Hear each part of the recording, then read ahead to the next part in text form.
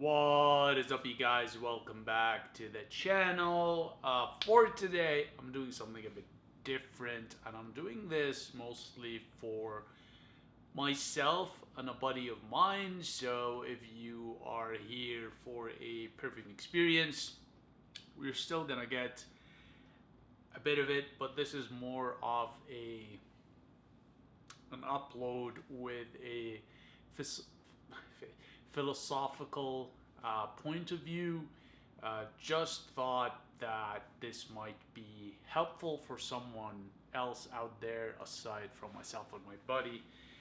That we were having a very deep conversation on this subject matter, and yeah, as per the title below, you are entitled to your labor, but not the fruit of your labor. And I'll get into that shortly.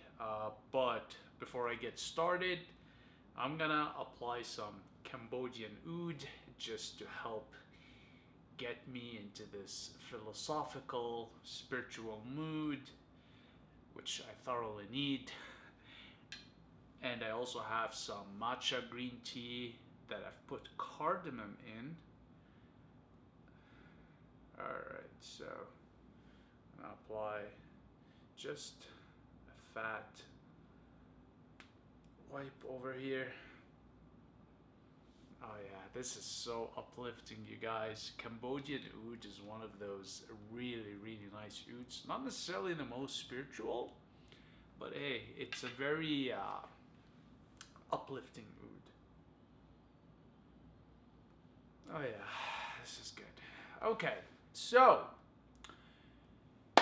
today I was sitting with a friend of mine, and we were discussing basically some of the challenges we're running into from a career standpoint or a business standpoint, and we were talking about the frustrations we have with these bottlenecks and why is it that we are frustrated?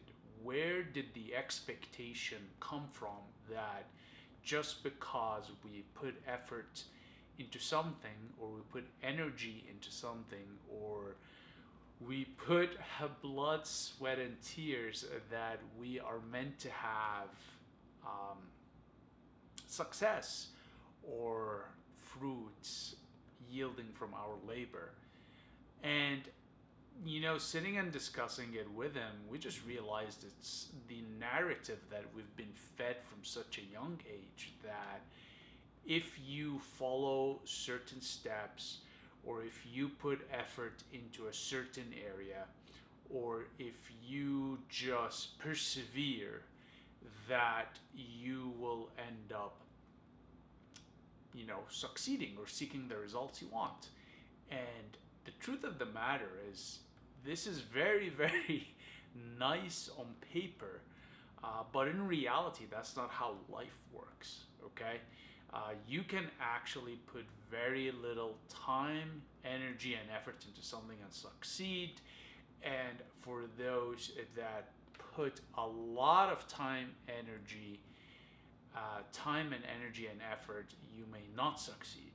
I think if any of you have worked in the corporate world, you have seen an example of that where those that work the hardest and literally just eat shit to get things done don't get rewarded or promoted financially. Meanwhile, there are those that put the least amount of effort, least amount of time and energy, and they get promoted and rise up the ranks of the corporate hierarchy.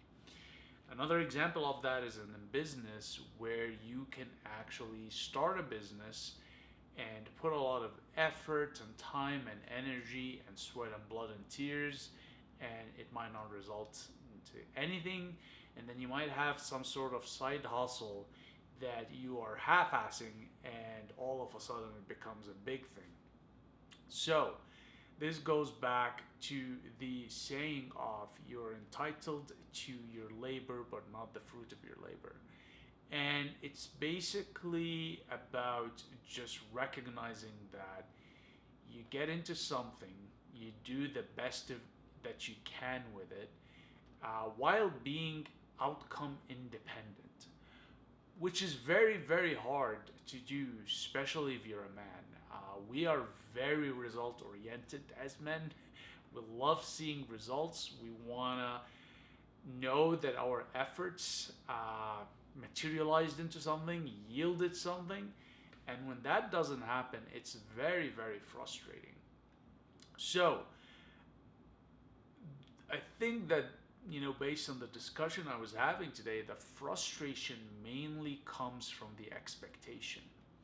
And the expectation came from an idea or a narrative that's commonly circulated in society from such a young age, and it happens across the family, the schooling institutions, the governmental institutions, basically the messaging that if you work hard, if you put effort, you'll get the results you're looking for.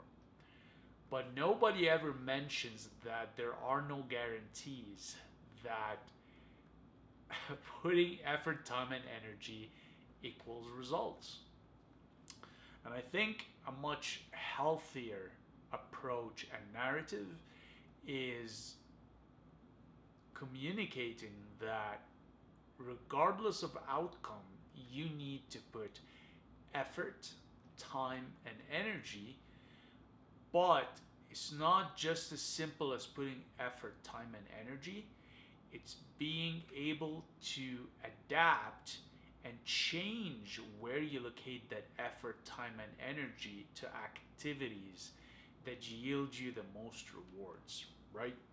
And I'm gonna give you a personal example. So I had a long career where I changed jobs or fields and disciplines at least 3 times. And the reason I did that was because the market was changing constantly. And I just, to stay employable and to have an income source, I needed to adapt. Now, for myself, it was very, very frustrating going through the initial change and adapting to a new field of work because I had invested so much of my time and energy and effort and patience pursuing this one specialized discipline, only to find out after a couple of years of joining that area and field that it won't give me the lifestyle and the rewards that I had been promised, but most importantly, I was anticipating. So I think the frustration, again, came mostly from having these expectations. So that's one thing on my end that was a mistake, and I wasted a lot of time clinging to unrealistic expectations, even though evidence have shown me to the contrary that these expectations will not be met. Uh, Me continuing to pour time, energy, and effort into what I'm currently doing, and it was hard to shift gears and transition into something else compared to what I had invested into so much. And I think that's another piece of it is what's known as the sunk cost fallacy. And basically, that a lot of people, and you see this in business too, where people have a hard time making changes because of the amount of money, time, and energy they've put into a particular area. And basically, the idea is that you've sunk so much into that area that you have to stick it out. You just have to stick it out a little bit longer, a little bit longer. It's going to turn around, it's going to work out.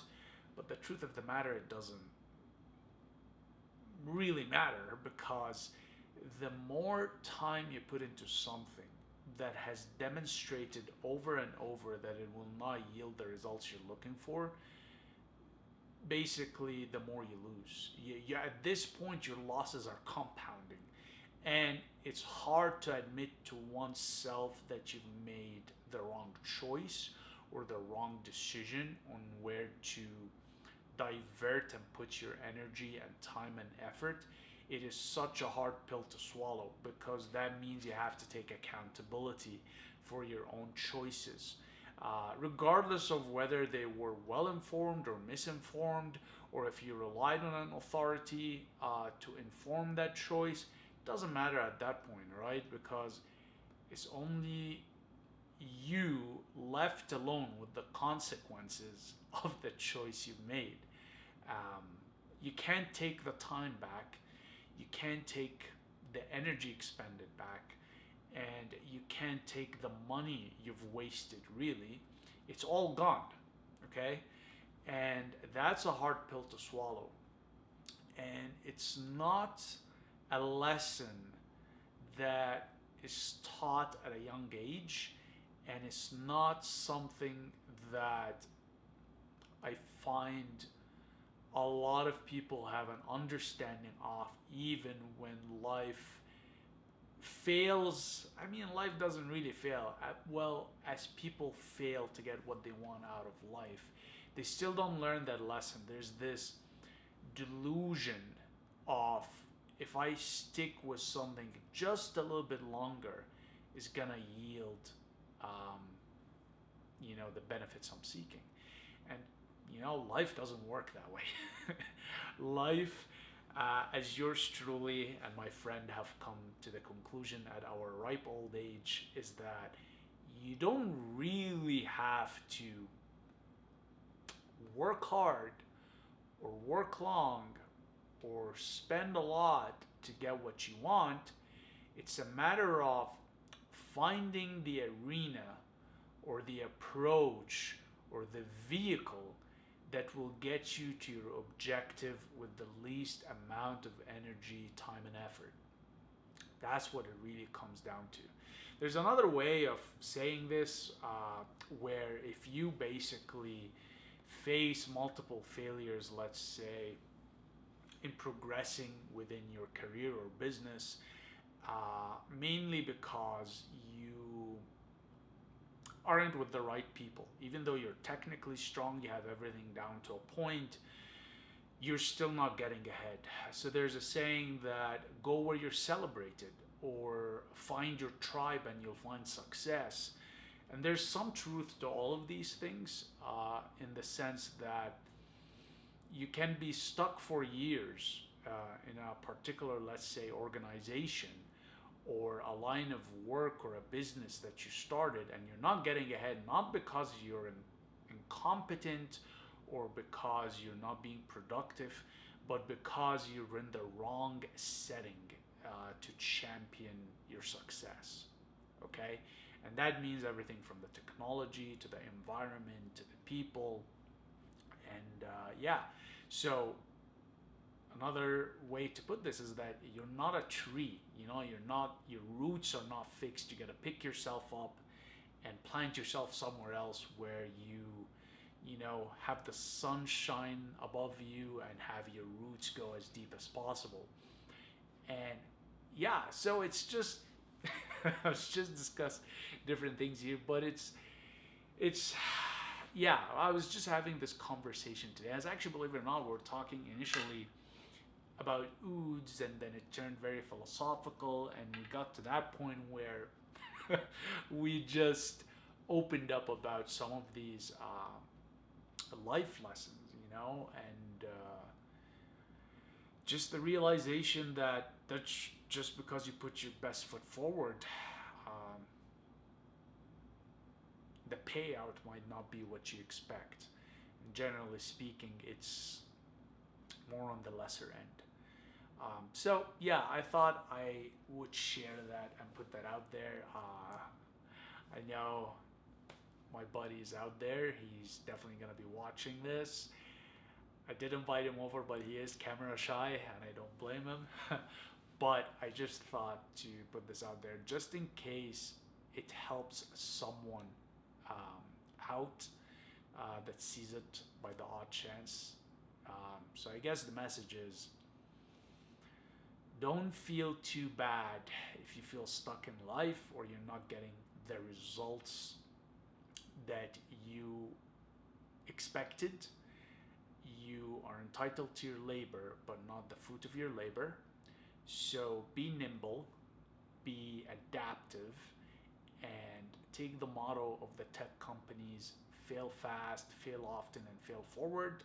So just quickly recognize where your energy, time, and effort are not yielding the best results that are in your best interest, and change tracks, change disciplines, change areas until you find that one place where you get the most return for your investment.